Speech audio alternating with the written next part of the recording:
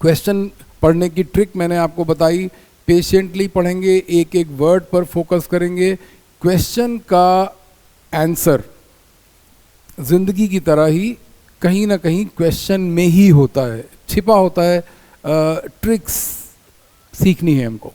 ये कह रहे हैं कि A B C is an equilateral triangle, A B C is an equilateral triangle of side 10 metre. ये इक्विलेटरल ट्राइंगल का साइड 10 मीटर ले रहे हैं ये लोग। ए बी सी हम लोग इसको नेम कर देंगे, पहले चार्जेस बना देते हैं। And D is the mid point of B C. तो इस बेस को अगर हम लोग बी सी लेंगे तो डी इसका मिड पॉइंट होगा। Very good. Charges of +100, -100 and +75 are placed at B C D respectively. Find the force on a +1 microcoulomb charge placed at the top versus over here. तो हम लोग देखते हैं कि कैसे यहाँ पर इसका मिड पॉइंट लेंगे। पहले हम लोग ए का मिड पॉइंट, इसको हम लोग ए ले रहे हैं, और यहाँ पर जो ए का मिड पॉइंट आएगा वो कुछ इस तरीके का आएगा। लेट्स सी, ये पॉइंट हमारा बी है, यहाँ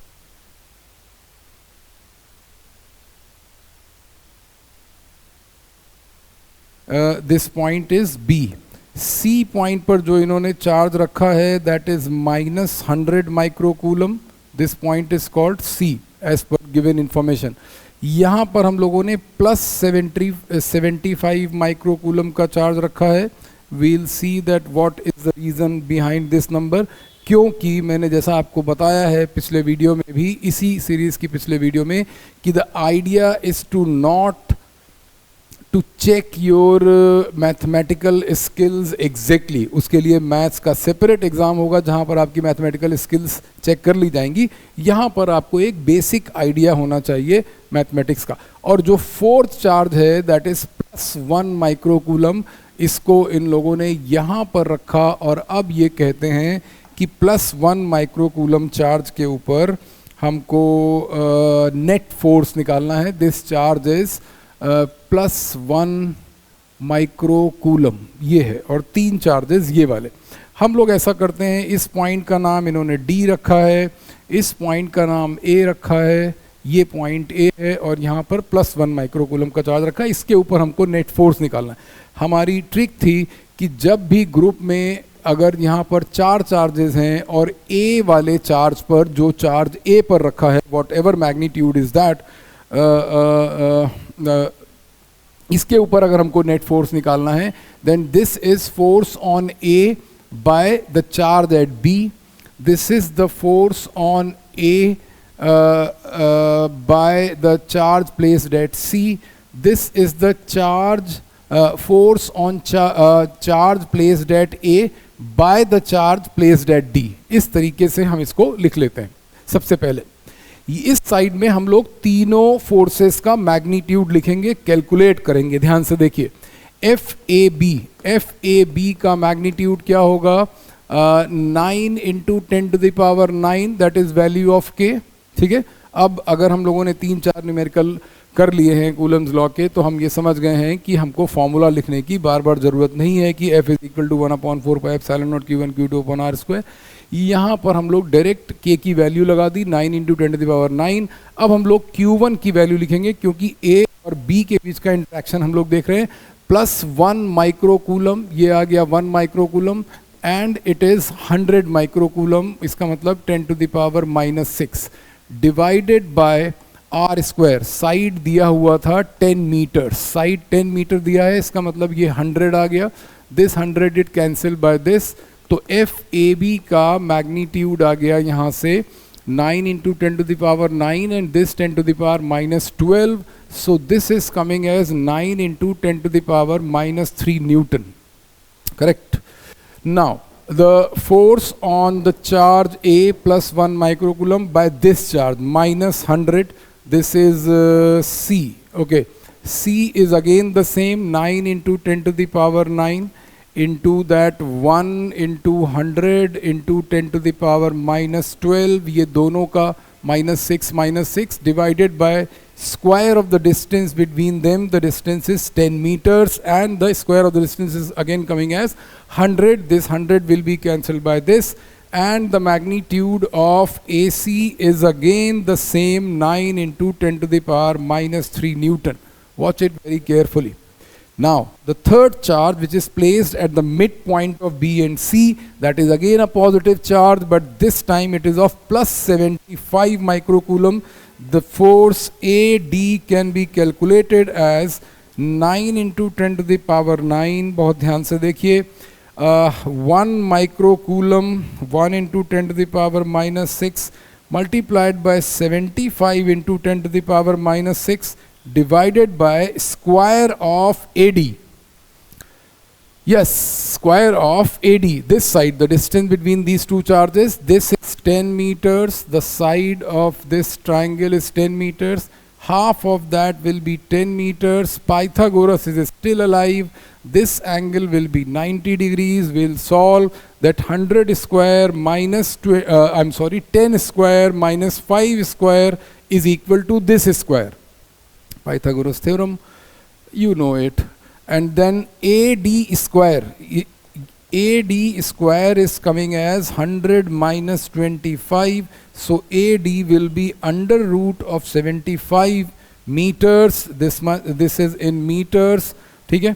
And now what will happen when we do square of this? It will again become 75, and like these two cases, this 75 will be cancelled by this. So the magnitude of force AD is again coming as 9 into 10 to the power minus 3 Newton. But this is not the end.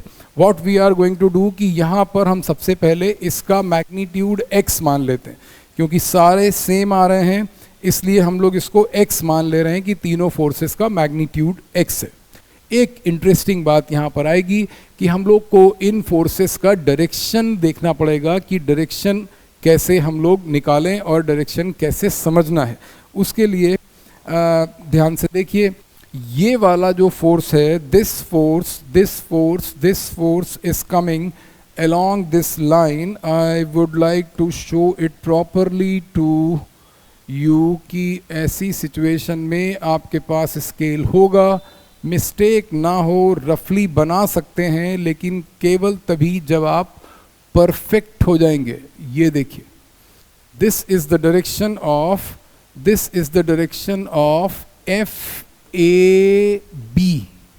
FAB. Magnitude तीनों का same है. FAB का magnitude, FAC का magnitude और FAD का magnitude same है. ठीक है. दूसरा फोर्स यहाँ पर है, ये वाला. इस फोर्स का नाम है FAC. बहुत ध्यान से देखिए, इस फोर्स का नाम है FAC. AB और AC इन दोनों का सम अगर हम लोग निकाल रहे हैं, FA वेक्टर, यहाँ से इसका सम हम लोग अगर F प्राइम कर देंगे तो ये FAD यहाँ पर आ जाएगा. दो फोर्सेस, दोनों का मैग्नीट्यूड, मैंने आपको बताया था कि वेक्टर सम अगर आपको नहीं आता है, दो वेक्टर्स का सम अगर आप नहीं निकाल पाते हैं, तो आपको पहले वेक्टर सम सीख लेना चाहिए. और उसकी एक फेमस आइडेंटिटी होती है, और वो ये है कि in this case when the two forces are of equal magnitude, what is going to happen, that इनका सम जो आएगा वो यहाँ पर आएगा. This will be the direction of F prime, and the direction of F prime will be along the angle bisector. ये equilateral triangle था, 60 degree each हो गया, तो इसका मतलब ये पूरा एंगल 120 डिग्री होगा. एंगल बाइसेक्टर के केस में ये वाला आधा, ये वाला एंगल 60 डिग्री फिर से आ गया. F प्राइम का डायरेक्शन ये आ गया, जो कि इन दोनों का रिजल्टेंट है. और आप ये बात समझते हैं कि अगर दो वेक्टर्स का सम निकालना होता है, मैं यहाँ कहीं पर आपको करके दिखा दे रहा हूँ, दो वेक्टर्स का सम, ये सिचुएशन थी, तो मैग्नीट्यूड ऑफ सम हम लोग इस फॉर्मूला से निकालते थे, a square plus b square plus 2ab cos theta से. तो इस सिचुएशन में क्या होगा कि जो F प्राइम का मैग्नीट्यूड है, F prime square will be x square plus 2x cos 120 cos 120 की वैल्यू होती है, cos 120 की वैल्यू होती है माइनस हाफ। माइनस हाफ का मतलब माइनस 2x², और ये हाफ, तो ये क्या आ गया, यहाँ से f प्राइम का मैग्नीट्यूड भी x आ गया। ठीक है, बहुत ध्यान से देखिए, हम लोगों ने क्या किया, इन दोनों का रिजल्टेंट निकाल लिया, इन दोनों के रिजल्टेंट का magnitude. This was another identity कि अगर दो वेक्टर्स हैं, एक का मैग्नीट्यूड 5 है, दूसरे का मैग्नीट्यूड भी 5 है, और दोनों के बीच का एंगल 120 डिग्री है। 120 degree is the only situation जब दो इक्वल मैग्नीट्यूड्स के वेक्टर का सम भी उन दोनों के मैग्नीट्यूड के बराबर होता है। इसका मतलब magnitude of the sum vector, इसका मतलब इस एक्सप्रेशन में एक सिचुएशन ऐसी होती है जब r is equal to a is equal to b होता है। इसका मतलब तीनों का मैग्नीट्यूड बराबर होता है। वो केवल और केवल तब होता है जब a और b के बीच का एंगल 120 डिग्री है और दोनों का मैग्नीट्यूड बराबर लिया। तो अब क्या हुआ कि हमको इन दोनों वेक्टर्स को ढूंढना है। FAD वेक्टर कहाँ है? कितने लोगों को FAD वेक्टर दिख रहा है? यहाँ पर ध्यान से देखिए, मन की आंखों से आपको देखना पड़ेगा इस बार कि FAD का जो डायरेक्शन है, FAD का जो डायरेक्शन है वो कहाँ आ रहा है। ध्यान से देखिए, FAD को हम थोड़ा सा चेंज कर दे रहे हैं। FAD का डायरेक्शन ये है, पॉजिटिव पॉजिटिव रिपल्शन, ये FAD का डायरेक्शन है। बहुत ध्यान से देखिए, this is the direction of FAD। थोड़ा सा हौच पौच यहाँ पर हो गया है, मैं अभी इसको जूम करके दिखा दूंगा आपको। ये देखिए FAD है और ये F प्राइम है। अगर हम इसको ध्यान से देख पा रहे हैं, एक ये वेक्टर है FAD और एक वेक्टर है F prime. F prime is the sum of combined effect of this and this. तो जब हमने इन दोनों का कंबाइंड इफेक्ट ले लिया तो अब उन दोनों फोर्सेस को हम लोग भूल जाएंगे क्योंकि हमारे पास उनका कंबाइंड इफेक्ट है। अब हमको FAD और F प्राइम का सम निकालना है।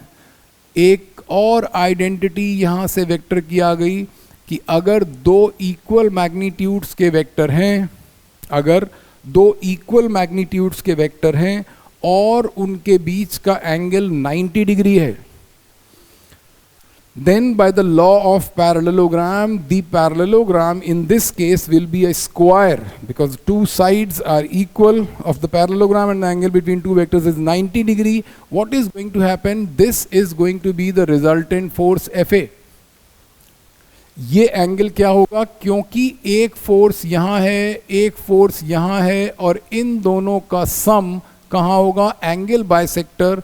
तो ये वाला एंगल 45 डिग्री होगा। This is a very very interesting situation कि जो FA का मैग्नीट्यूड होगा दैट विल बी, क्योंकि इसका मैग्नीट्यूड भी x है और इसका मैग्नीट्यूड भी x है, तो ये हो जाएगा √2 time x being the diagonal of a square. The parallelogram in this case will be a square. So FA in conclusion is coming as 9 into 10 to the power minus 3. This is written like FA is 9√2 into 10 to the power minus 3 Newton, and the direction is, and the direction of this force, and the direction of this force FA vector, and the direction is along a line 45 degree up the baseline. जो base line है उससे 45 degree, ये base line का direction था, इससे 45 degree up. This is the resultant force on this particular charge. अगर आप चाहें तो मैं आपको यहाँ पर एक डायग्राम फिर से बना के दिखा सकता हूँ, 2 मिनट लगेंगे, पर आपको कंसेप्ट क्लियर होना चाहिए। कंसेप्ट के मामले में हम लोग कॉम्प्रोमाइज़ नहीं करते। ये इक्विलेटरल ट्रायंगल था हमारा और हम लोगों ने एक फोर्स यहाँ बनाया था, एक फोर्स यहाँ बनाया था, फिर इन दोनों का सम, ये जो पैरेललोग्राम रूल हम लोगों ने यहाँ पर लगाया, इससे इन दोनों का सम यहाँ पर आया, ये इन दोनों का सम है। बाद इसके हम लोगों ने एक थर्ड फोर्स यहाँ लिया, ये वाला जो फोर्स था, ये वाला फोर्स इस चार्ज की वजह से था जो यहाँ रखा है। This is of +75 microcoulomb. This force was due to this -100 microcoulomb. This force, ये वाला फोर्स जो था, this was due to plus 100 microcoulomb, और फिर हम लोगों ने अल्टीमेटली इन दोनों का सम निकाल लिया जो कि यहाँ से 45 डिग्री आ गया। This is the net force on charge placed eight A magnitude. ये आ गया है 9√2 इंटू 10⁻³ न्यूटन। वेक्टर का नॉलेज जरूरी है। बहुत सारे बच्चे कूलम्स लॉ की प्रॉब्लम, स्पेशली कूलम्स लॉ की, आगे भी वेक्टर का यूज़ है। तो मेरा बहुत ही हम्बल रिक्वेस्ट है आपसे कि इन न्यूमेरिकल्स में उतरने से पहले आप एक बार वेक्टर्स के सारे वीडियोस देख लें, और स्पेशली सम के तो देख ही लें जहां पर सम ऑफ टू वेक्टर्स की बात हम लोग कर रहे हैं। Let's see the 0, 1।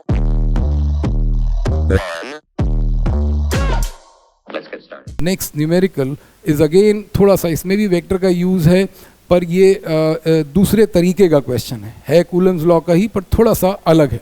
ध्यान से देखिए, 2 identical spheres of mass m and charge q, 2 sphere हैं, दोनों का मास m है, दोनों के ऊपर चार्ज q है, are suspended from a common point by 2 threads. Okay, 2 threads of same length l। ये थर्ड वेरिएबल गिवन है। पहला वेरिएबल क्या गिवन था? m, दूसरा वेरिएबल q, तीसरा variable l। L is the length of a string, and it is found that the threads makes an angle theta with the vertical. Threads makes an angle theta with the vertical when the spheres are in equilibrium. Calculate the value of q. इसका मतलब कि ये एक चीज और दे दी इन्होंने, theta दे दिया, और एक्चुअली वो ये कहना चाह रहे हैं कि आपको थीटा की वैल्यू निकालनी है, आपको चार्ज क्यू निकालना है, आपको एक्चुअली क्यू निकालना है in terms of thing, in terms of M, Q, L and theta. ये है पूरी स्टोरी। तो देखते हैं हम लोग कि ये क्या सिचुएशन है। इसमें इन्होंने क्या किया है कि एक कॉमन पॉइंट दिखाया पहले, ध्यान से देखिए, एक पॉइंट ऑफ सस्पेंशन यहाँ पर लिया, और फिर 2 थ्रेड्स ले ली। 2 थ्रेड्स कैसे ली हैं? दोनों थ्रेड्स जो है वो वर्टिकल के साथ थीटा एंगल बना रहे हैं। एक थ्रेड ये यहाँ पर आ गई है, और इससे एक मास, एक चार्ज बॉडी सस्पेंडेड है। दूसरा यहाँ पर है, ये आएगा। और दूसरी इंटरेस्टिंग बात ये इन्होंने यहाँ पर दी है कि इसमें वर्टिकल से थीटा एंगल बना रहे हैं। इसका मतलब कि ये वाली जो वर्टिकल लाइन है, इस वर्टिकल लाइन से दोनों चार्जेस थीटा एंगल बना रहे हैं। यू कैन सी कि ये एंगल हमारा सेम नहीं आया है, तो क्योंकि एंगल सेम नहीं आया है इसलिए हम लोग इसको फिर से बनाएंगे। और आप प्रैक्टिकली, क्योंकि न्यूमेरिकल में ये कोई बात नहीं, आपको कुछ यहाँ पर एंगल मेज़र नहीं करना है, ज्योमेट्री नहीं है, अगर 5-10 डिग्री इधर उधर भी होगा तो भी चलेगा, इतना टेंशन लेने की ज़रूरत नहीं है। I am just showing you कि क्या एग्जैक्टली होना चाहिए, तो वो हम लोग यहाँ पर ट्राई करने की कोशिश कर रहे हैं कि जितने डिग्री पर ये है उतने डिग्री पर इधर वाला साइड भी आ जाए, और अगर एग्जैक्टली उतने डिग्री पर नहीं भी आ रहा है तो भी थोड़ा सा आसपास आ जाए, जिससे बहुत डायग्राम बहुत ऑड ना लगे, ऐसा ना लगे कि एकदम अनमैच्ड हो गया। तो अब हम अगर इसको हटा रहे हैं तो it is looking far better from the previous one. क्या हो रहा है, एक चार्ज बॉडी यहाँ पर है, एक चार्ज बॉडी यहाँ पर है, इस जगह पर दोनों के ऊपर अमाउंट ऑफ चार्ज सेम लिया है। बहुत ध्यान से देखिए, ये हो रहा है सिचुएशन, और ये फिक्स्ड पॉइंट से सस्पेंडेड था, ठीक है, और यहाँ पर इक्विलिब्रियम की बात कर रहे हैं वो लोग। देखते हैं हम लोग इक्विलिब्रियम क्या चीज़ यहाँ पर है और इक्विलिब्रियम का क्या मायने हैं यहाँ पर। इक्विलिब्रियम का मतलब ये है कि अगर, जैसा कि हम लोग कूलम्स लॉ कर रहे हैं, इलेक्ट्रोस्टैट कर रहे हैं, तो चार्ज बॉडीज़ तो होंगी ही एटलीस्ट, तो इन दोनों के बीच में एक इलेक्ट्रिक फोर्स काम करेगा यहाँ पर। इस इलेक्ट्रिक फोर्स का मैग्नीट्यूड होगा F E is equal to 1/4πε0 Q1 Q2 upon x square.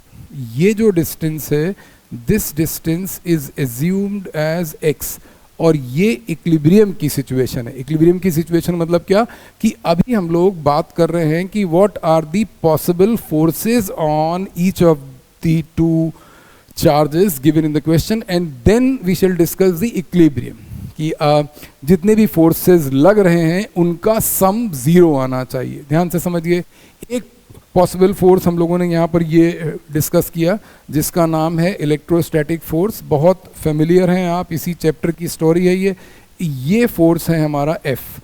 एक फोर्स इस स्ट्रिंग में होगा और इस फोर्स का नाम होगा tension. You know it very well कि टेंशन इन द स्ट्रिंग यहाँ पर लिया जाएगा। और तीसरा फोर्स धरती माता का फोर्स है, that is defined as mg, कि ये फोर्स यहाँ पर आ जाएगा। बहुत ध्यान से देखिए, ये mg यहाँ पर आ गया। This is nothing but mg, mass m is given. What are we expecting? We are expecting here कि इन तीनों फोर्सेस का सम जीरो हो जाए। वी वांट कि एक फोर्स टेंशन, एक फोर्स mg और एक फोर्स fe, इन तीनों का सम जीरो हो जाए फॉर द इक्विलिब्रियम। इक्विलिब्रियम की सिचुएशन में इनका सम हम लोग जीरो चाह रहे हैं। ऑब्वियसली इक्विलिब्रियम का मतलब ही यही है कि net force on each of these two charges must be zero. ये जो दो चार्जेस, जैसी इसकी सिचुएशन है वैसी ही इसके ऊपर भी फोर्सेस होंगे। Fe का डायरेक्शन इधर हो जाएगा, mg vertically downward, tension along the string towards the fix point O। What are we doing here? कि हम ऐसा बोलते हैं कि वेक्टर में एक चीज होती थी जिसको हम लोग बोलते थे रेजोल्यूशन ऑफ वेक्टर। अगर हम टेक्निकली देखें तो टेक्निकल बात यह है कि अगर किन्हीं भी दो वेक्टर्स का सम, से दैट mg और fe, किन्हीं भी दो वेक्टर्स का सम तीसरे वेक्टर के इक्वल एंड अपोजिट हो गया, अगर इन दोनों का सम तीसरे वेक्टर के इक्वल एंड अपोजिट हो जाएगा, इन दोनों का सम यहाँ कहीं आएगा, और आप देख सकते हैं कि अगर ये इसके बराबर हो जाए तो ऐसी सिचुएशन में we can expect an equilibrium की net force on this particular charge Q would be zero. एक दूसरा तरीका ये है, जैसे हम लोगों ने इन दोनों का Fe और mg का रिजल्टेंट निकाला और फिर उसको T से बैलेंस किया। दूसरा तरीका जो कि पॉपुलर तरीका है इस पर्टिकुलर क्वेश्चन में, उसी से सॉल्यूशन किया जाता है कन्वेंशनली। ऐसा कोई ज़रूरी नहीं है कि आप इस तरीके से करिए।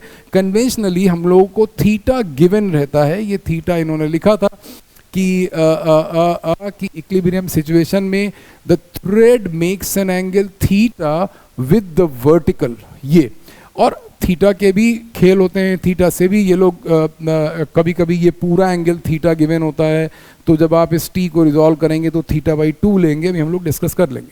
हम क्या करने जा रहे हैं कि हम टेंशन के दो कंपोनेंट करने जा रहे हैं। Watch it carefully. टेंशन के दो कंपोनेंट आ गए, एक कंपोनेंट ये आ गया, this alternate angle will be theta, so this component is coming as T cos theta and this component is coming as T sine theta. मेरी एक बात याद रखिए कि इस सिचुएशन में, इस पर्टिकुलर सिचुएशन में इस बॉडी पर कितने फोर्सेस लग रहे हैं? 1 2 3 4 5। नो, या तो आप ये कहेंगे कि 3 फोर्सेस लग रहे हैं, जो कि यहाँ पर सबसे पहले हम लोगों ने डिस्कस किया कि एक फोर्स mg है, एक फोर्स fe है और एक फोर्स t है। अगर हमने t को रिजॉल्व कर दिया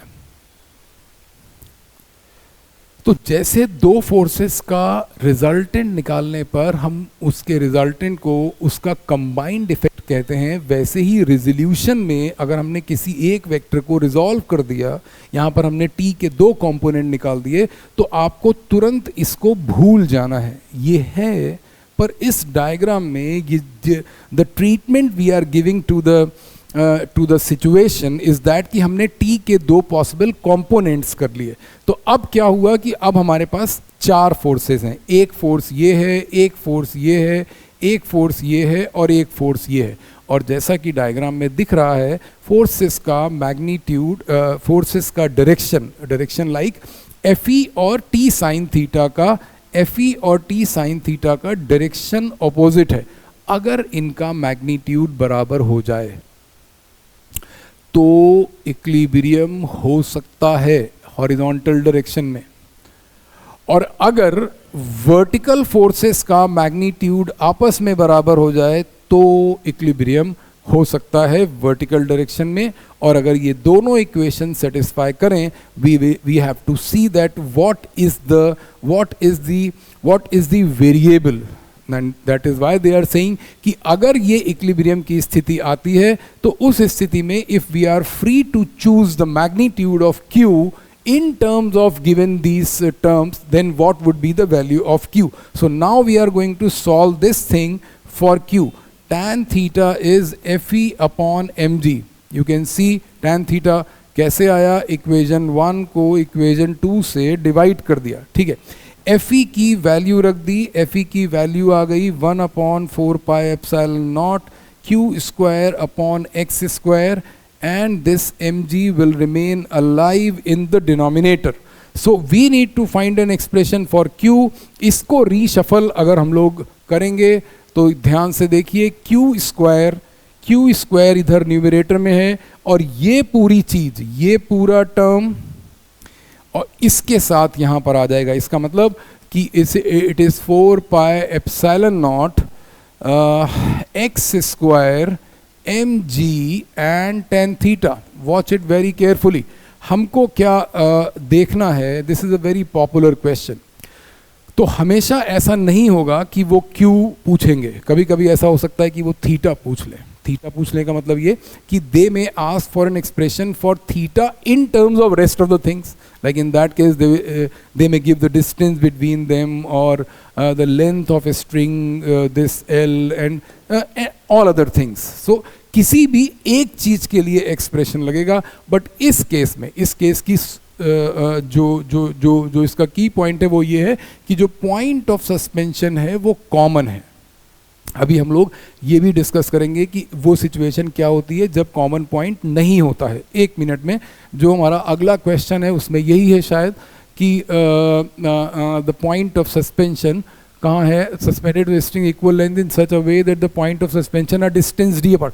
Point of suspension are distance d apart. Watch it very carefully. Otherwise, this is a similar situation. You can see two particles of same mass suspended through strings of equal length, same mass m, equal length, such a manner that the point of suspension distance d apart. Both particles carry charges of same magnitude. यहाँ पर इसको कुछ q मान लेंगे, but of opposite polarity. ये भी एक difference है इसमें, वहाँ पर दोनों like charges थे, यहाँ पर polarity opposite है। इस सिचुएशन में लाइक चार्ज के केस में हम लोगों को और क्या करना है to get the final answer, 4πε0 is a constant, but remember this thing was not given in the question. तो हमको फाइनल एक्सप्रेशन में से x को रिमूव करना पड़ेगा। अब x को हम कैसे रिमूव कर सकते हैं, x लेंथ है तो दूसरी लेंथ देखते हैं हम लोग।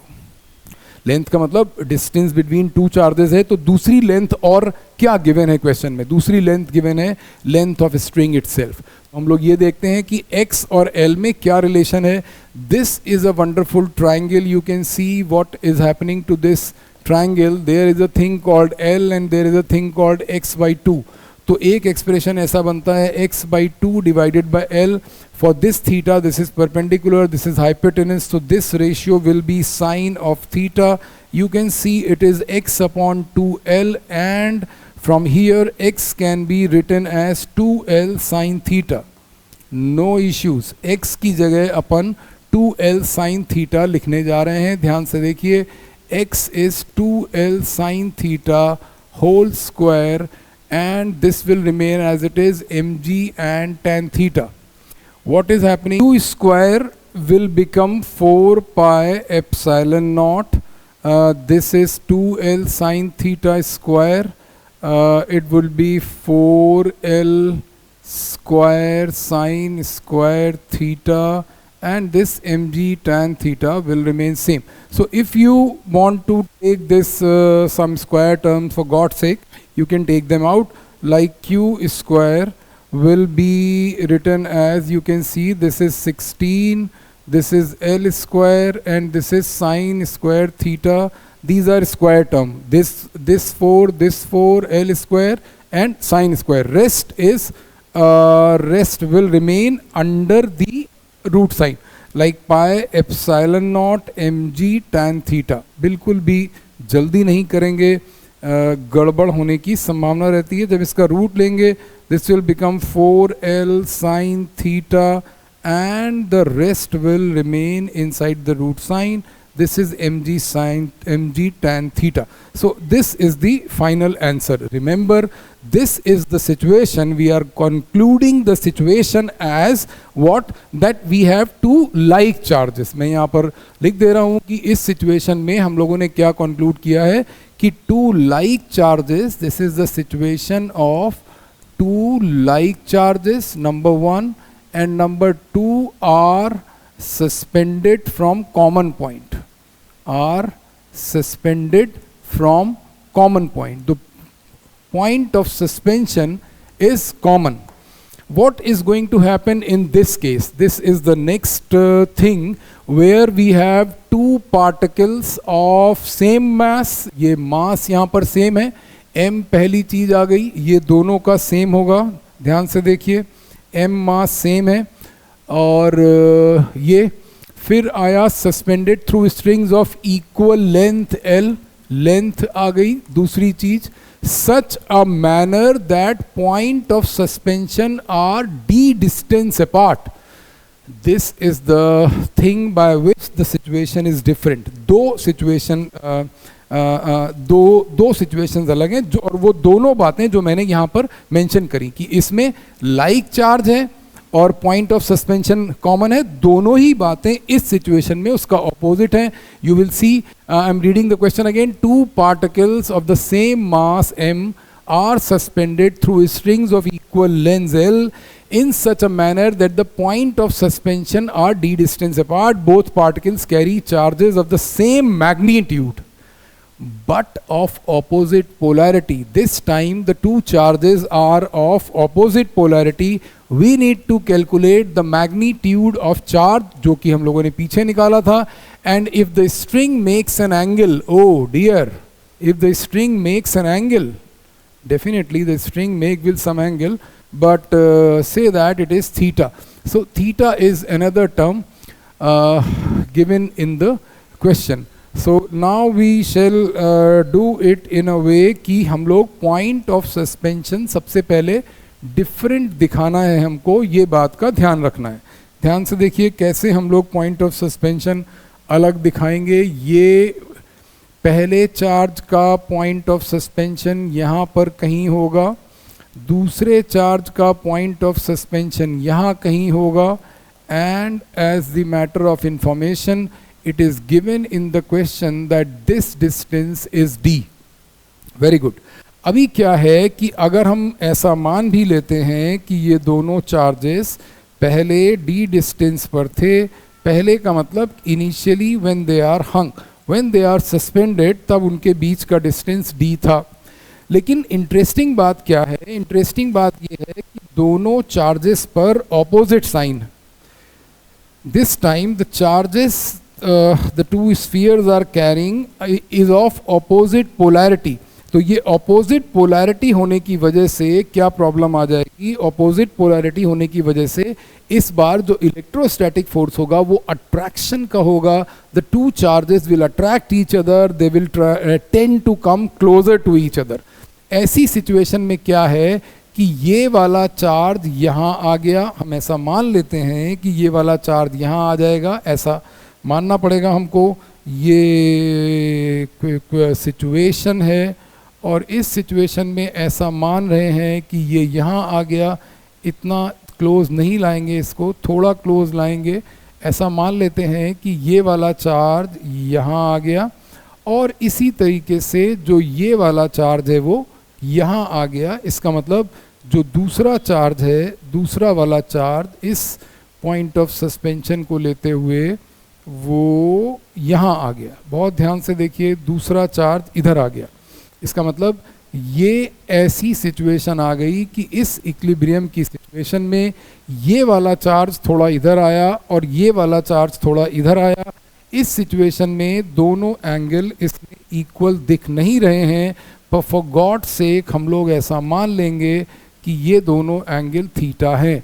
और ऐसी सिचुएशन में जब हम ये मान लेंगे कि ये दोनों एंगल थीटा हैं तो हमारा काम थोड़ा सा आसान हो जाएगा। देखिए क्या काम है हमारा कि यहाँ पर एक पॉजिटिव चार्ज है और यहाँ पर एक negative charge. What is going to happen, watch it very carefully, कि इसके ऊपर ये दोनों एक दूसरे के ऊपर इलेक्ट्रोस्टैटिक फोर्स ऑफ अट्रैक्शन लगा रहे हैं। ये इलेक्ट्रोस्टैटिक फोर्स ऑफ अट्रैक्शन है। इसको अगर हम इक्विलिब्रियम सिचुएशन में मान रहे हैं तो इनके बीच का डिस्टेंस f मान लेते हैं। इस इलेक्ट्रिक फोर्स का मैग्नीट्यूड मैंने तुरंत यहाँ पर लिख दिया, ये आ गया 1/4 pi epsilon naught q square upon x square. ठीक है, एज सिंपल एज फिजिक्स। दूसरा फोर्स जो पॉसिबल फोर्स है इसके ऊपर, वो यहाँ पर टेंशन एक्ट करेगा, ये वाला फोर्स। और तीसरा फोर्स पॉपुलर फोर्स, ये mg यहाँ पर एक्ट करेगा। आप देख सकते हैं कि इस सिचुएशन में जो इक्विलिब्रियम आएगा वो प्रीवियस सिचुएशन की तरह ही आएगा। टेंशन के दो कंपोनेंट हम लोग कर लेंगे, एक कंपोनेंट आ जाएगा t cos थीटा और एक कंपोनेंट आ जाएगा t sin थीटा। क्या होने जा रहा है यहाँ पे, यहाँ पर ये होने जा रहा है कि ये वाला एंगल थीटा होगा, ये वाला एंगल थीटा होगा। अगर हम ये मान रहे हैं कि for equilibrium situation, for equilibrium अगर हम ऐसा मान लें कि जो t sin थीटा है वो fe के बराबर हो जाए और जो t cos थीटा है वो mg के बराबर हो जाए, ऐसा सिचुएशन मानना पड़ेगा। ऐसी सिचुएशन में क्या होगा कि अगर ये वाला cos थीटा mg के बराबर, sin थीटा fe के बराबर, तो ये इक्विलिब्रियम में आ गया। थोड़ा सा कैलकुलेशन डिफरेंस है, बता मैं इसलिए रहा हूँ कि जल्दी में आप ये क्वेश्चन नहीं पढ़ते हैं। जैसे ही आप देखते हैं कि दो चार्ज हैं, स्फीयर है, स्ट्रिंग है, और आप करना शुरू कर देते हैं और आप उसको वही प्रीवियस सिचुएशन की तरह डील कर देंगे तो मामला गड़बड़ हो जाएगा। इस सिचुएशन में दो डिफरेंस है। एक तो ये कि जो दो चार्ज हैं वो अनलाइक चार्ज है। इसका मतलब सबसे पहली बात ये है कि हमारे पास दोनों चार्जेस अनलाइक चार्ज हैं। and these are suspended, ध्यान से देखिए, and these are suspended from two different points। जो point of suspension है वो इस केस में अलग है, two different points। ये सबसे इंटरेस्टिंग बात। अब क्या करना है कि हम लोगों ने ये यहाँ से इक्वेशन निकाल लिया, इन दोनों को डिवाइड करेंगे तो इक्वेशन आ जाएगा tan theta is equal to fe over mg। ठीक है, tan theta is equal to fe over mg। fe की वैल्यू रख देंगे, this is 1/4 pi epsilon naught q square over x square. mg will remain in the denominator. As we need to find the expression for the charge, ये लिखा है calculate the magnitude of charge q। ये हम लोगों ने माना है कि दोनों चार्जेस के ऊपर मैग्नीट्यूड सेम है, पोलैरिटी अपोजिट है, मैग्नीट्यूड सेम है, अट्रैक्ट कर रहे हैं, पिछले केस में रिपेल कर रहे थे, बहुत ज़्यादा डिफरेंस नहीं है। q के लिए जब हम लोग एक्सप्रेशन निकालने लगे तो q square will again come as 4 pi epsilon naught x square mg and this remain tan theta. यहाँ पर भी x प्रॉब्लम कर रहा है, x ये चीज है और x गिवन नहीं है। x गिवन नहीं है, फिर गिवन क्या है, गिवन है d। d क्या चीज है, पॉइंट ऑफ सस्पेंशन के बीच का डिस्टेंस। जब दो चार्जेस क्लोज आएंगे तो x की वैल्यू, इस डिस्टेंस को हम लोग x प्राइम मान ले रहे हैं, ये डिस्टेंस x प्राइम है, यहाँ पर भी ये वाला डिस्टेंस x प्राइम है। अब हम लोग x प्राइम की वैल्यू l के टर्म में निकालेंगे, क्योंकि स्ट्रिंग की लेंथ दी हुई थी, क्योंकि स्ट्रिंग की लेंथ दी हुई है, इसलिए हम लोग ये यहाँ पर डेयर कर रहे हैं कि हम लोग x की वैल्यू यहाँ पर लिख देंगे, x की वैल्यू लिख देंगे d minus 2x prime and this will remain mg tan theta. Alright, so ex prime क्या आने वाला है यहाँ पे, एक्स प्राइम आ जाएगा Q square 4 pi epsilon not, जब तक ये हमारे नोन टर्म में नहीं आ जाएगा। एक्स प्राइम को हम लोग एल और थीटा में क्रिएट कर सकते हैं। इसका मतलब कि this is a beautiful triangle, if you see this is a triangle, this is a right angle triangle, and the similar right angle triangle is going to happen here. This x prime will be perpendicular for this theta, and this is hypotenuse, this is hypotenuse. So x prime over L, you can see x prime over L is nothing but sine theta. So from here we are replacing x prime as L sine theta.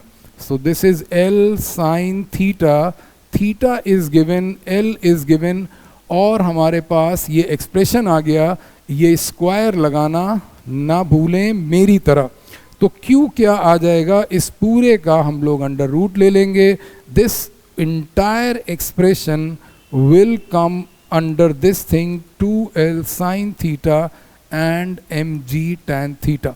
So this is our answer for the situation when we have two unlike charges and suspended by means of two different strings, and the point of suspension are not same.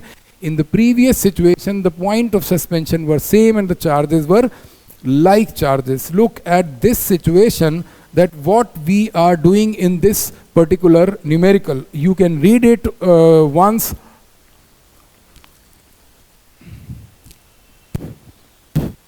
By yourself, and then आपने क्या पढ़ा कि कैसे ये situation पीछे वाले cases से different है।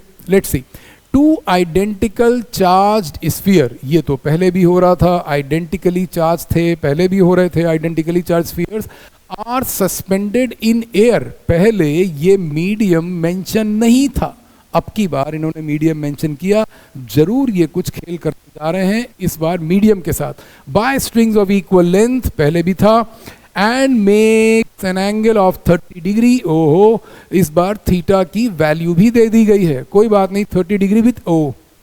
This time it is not the same, be careful, ऐसा होता है। यहां पर दोनों बार इन्होंने कहा कि ये angle theta string is making with the vertical, दोनों बार इन्होंने कहा कि the string is making an angle theta with the vertical, mention किया था। अब की बार ये जो नया सिचुएशन आया है, इसमें ये लोग कह रहे हैं कि जो एंगल है वो angle the two strings are making with each other. Okay, when suspended, now they are doing the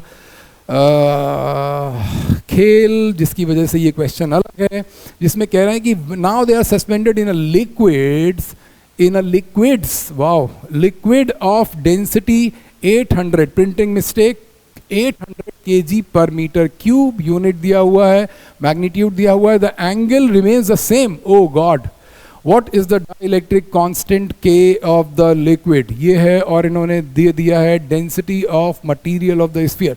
Something is going to happen. सबसे पहले हम लोग अपना famous diagram बना लेंगे, और diagram में क्या होता है, डायग्राम में हमारे पास ऐसी सिचुएशन थी कि एक पॉइंट ऑफ सस्पेंशन कुछ यहाँ पर था।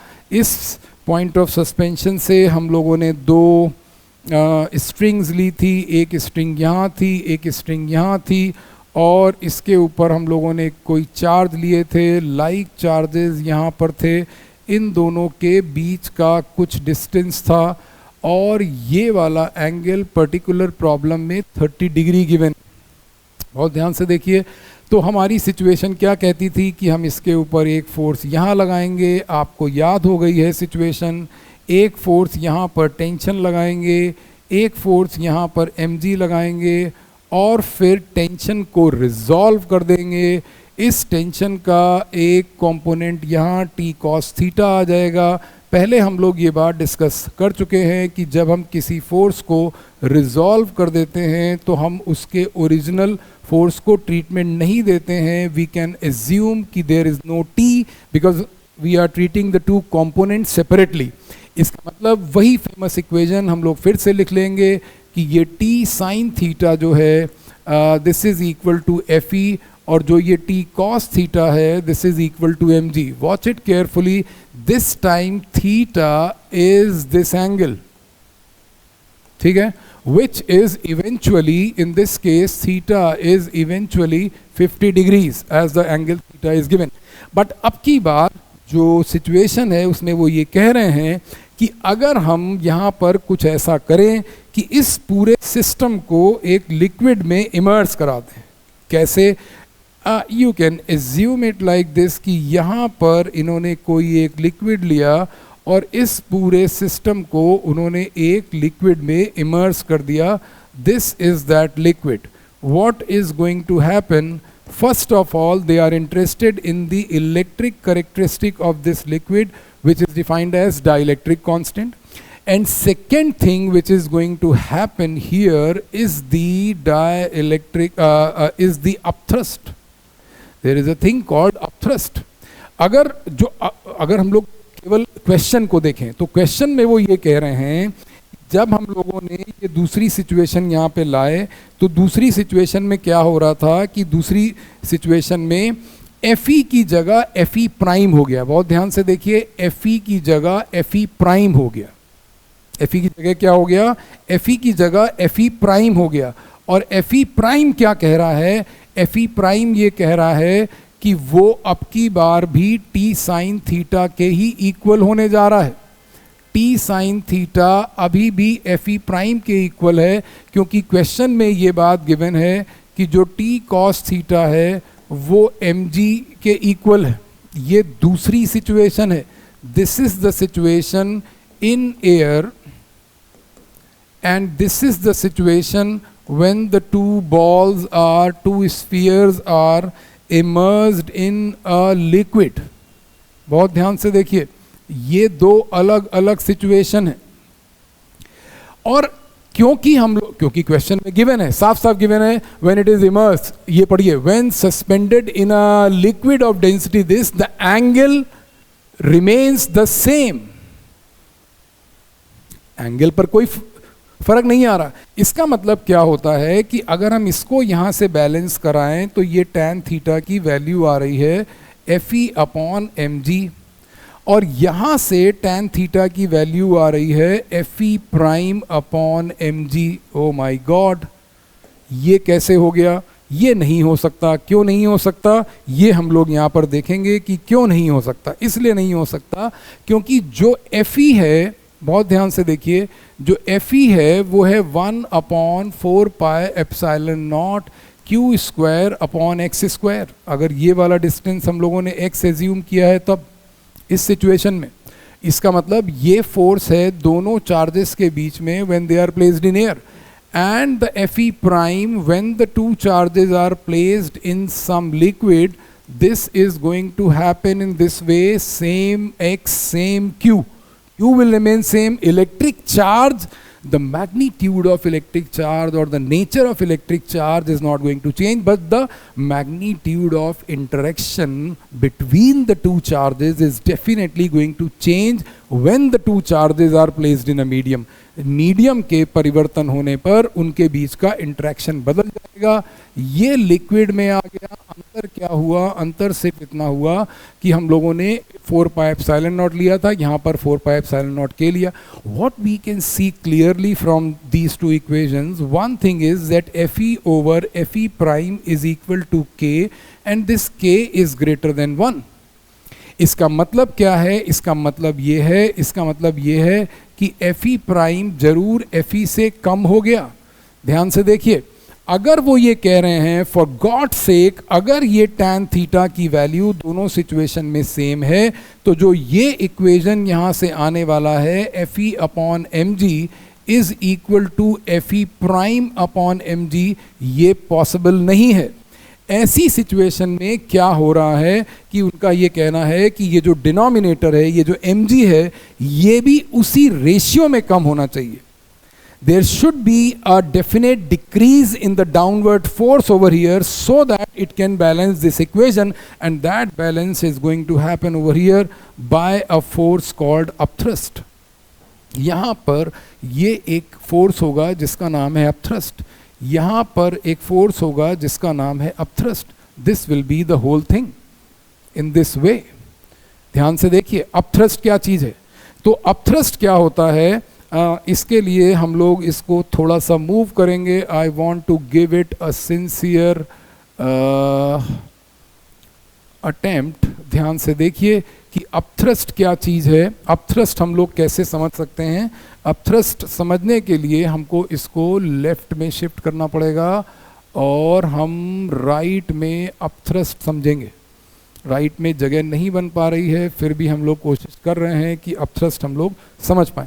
ध्यान से देखिए, एक सिचुएशन आई जिसका नाम है अपथ्रस्ट. मैं पूरा डिटेल तो अभी आपको नहीं बता रहा हूं, लेकिन फिर भी इतना हम लोग समझेंगे जरूर जिससे हमारा काम चल जाए. अपथ्रस्ट की सिचुएशन क्या है. अपथ्रस्ट की सिचुएशन वो होती है जब कोई सॉलिड बॉडी किसी लिक्विड में इमर्स कर रही है. आप पानी में हैं, तो जब आप पानी में हैं तो आपने पानी में कुछ वॉल्यूम ऑक्यूपाई किया है. You immerse a ball in a liquid, so the ball is going to occupy some space in the liquid. उसके अंदर एक बॉल पानी में जब डाली जाती है तो पानी में रहने के लिए वो जगह बनाती है. जगह कैसे बनाएगी? By displacing the liquid. The word is liquid displaced. And Archimedes says that the magnitude of upthrust, which is the buoyant force, will act upward on the body, and that upthrust can be calculated as weight of liquid displaced. बहुत ध्यान से देखिए, weight of liquid displaced. This is the concept of upthrust. अगर हम लोग एक line में बोलते हैं तो upthrust क्या चीज है? अपथ्रस्ट है वेट ऑफ लिक्विड डिस्प्लेस्ड. बहुत ध्यान से देखिए, अपथ्रस्ट क्या है? Weight of liquid displaced. कैसे ये weight of liquid displaced calculate किया जाएगा? उसके लिए वो ये कह रहे हैं कि अगर हमको किसी भी चीज का वेट कैलकुलेट करना है तो उसका सीधा फॉर्मूला ये होता है कि मास ऑफ लिक्विड डिस्प्लेस्ड. ध्यान से देखिए, mass of liquid displaced multiplied by g. इसका मतलब mass is volume into density.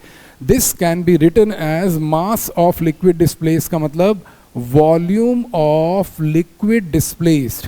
ये वो स्टेप है जहाँ पर बहुत सारे बच्चे गलती करते हैं.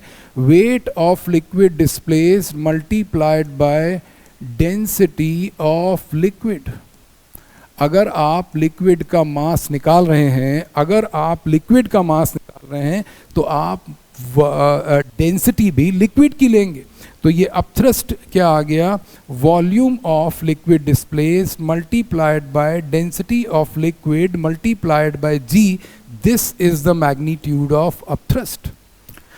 यू नीड टू रिमेंबर कि ये जो V है, ये जो वॉल्यूम ऑफ लिक्विड डिस्प्लेस्ड है, ये हमेशा सेम नहीं होता. हमेशा सेम नहीं होता का मतलब कि it is not always same to the volume of solid body.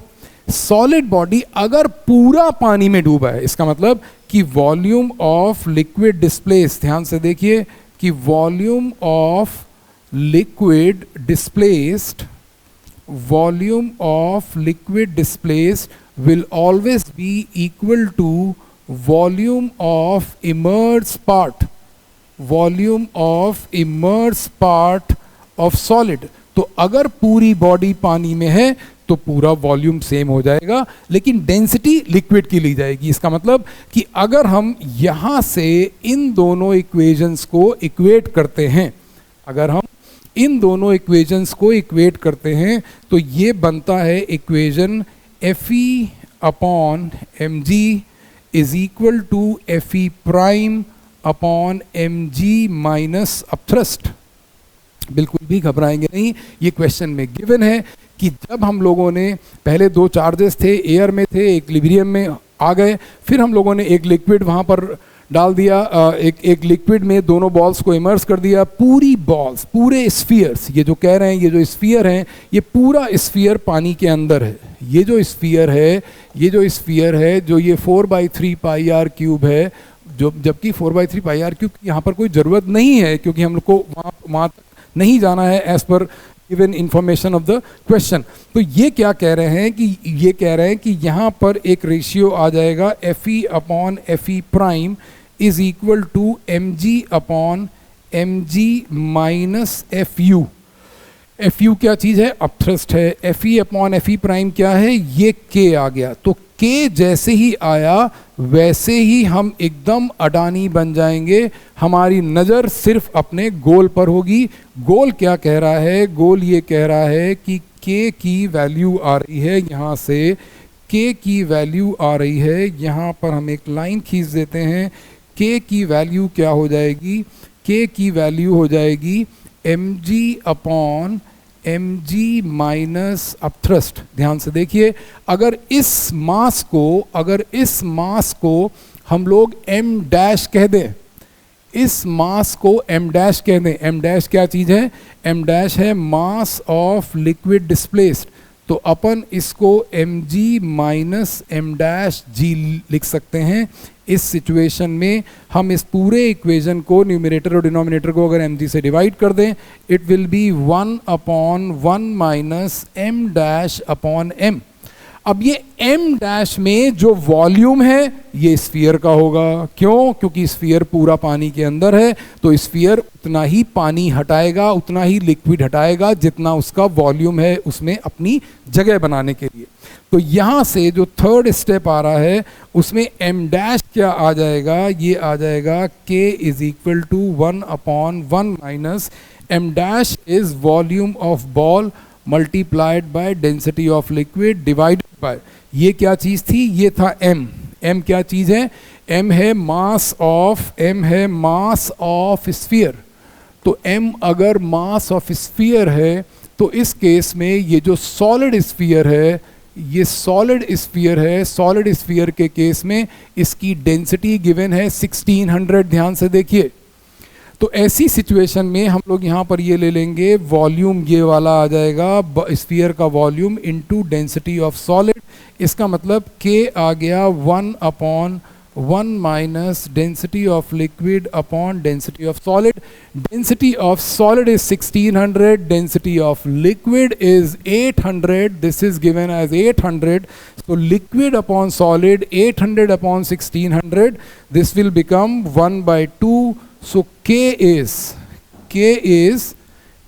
is 1 upon 1 minus 1/2, that is equals to 2। K की वैल्यू 2 आ गई। ये हमारा आंसर है।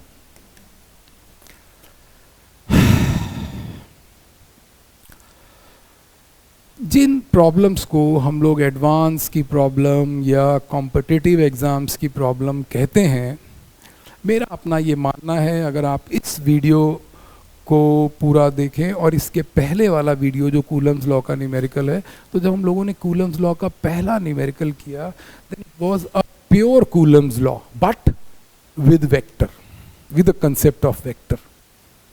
तो इसका मतलब कि ऐसा नहीं है कि कूलम्स लॉ केवल कूलम्स लॉ में रहता है, कुछ मैथ्स आएगी, वेक्टर मैथ्स। इसी तरीके से एक सिचुएशन में जब दूसरी सिचुएशन आ जाती है, दूसरी का मतलब क्या है कि अब जैसे अपथ्रस्ट था, it was concept of mechanics. ये प्रॉपर्टीज ऑफ मैटर की चीज़ है, ये मैकेनिक्स का मैटर है। वहाँ पर प्रेशर कैलकुलेट किया जा रहा है, वहाँ पर फोर्स कैलकुलेट किया जा रहा है, वहाँ पर वॉल्यूम है, वहाँ पर डेंसिटी है, वो सब मैकेनिक्स का मैटर है। इलेक्ट्रोस्टैट की प्रॉब्लम में उन्होंने अपथ्रस्ट का प्रॉब्लम ऐड कर दिया और पूछा डाइलेक्ट्रिक कांस्टेंट। तो अगर आपको अपथ्रस्ट का कंसेप्ट नहीं क्लियर है तो आप इस इक्वेशन को इस सिंप्लीफाइड फॉर्मेट में नहीं ला पाएंगे। और मैंने आपको कहा कि हमारी पूरी न्यूमेरिकल की एक्सरसाइज इस बात पर डिपेंड करती है कि हम इस सिचुएशन को, जो ये सिचुएशन गिवन है, इस सिचुएशन को इक्वेशन में कैसे डिकोड करते हैं। ठीक है, कुछ न्यूमेरिकल्स हम लोगों ने कूलम्स लॉ के किए हैं। अभी इसके बाद हम लोग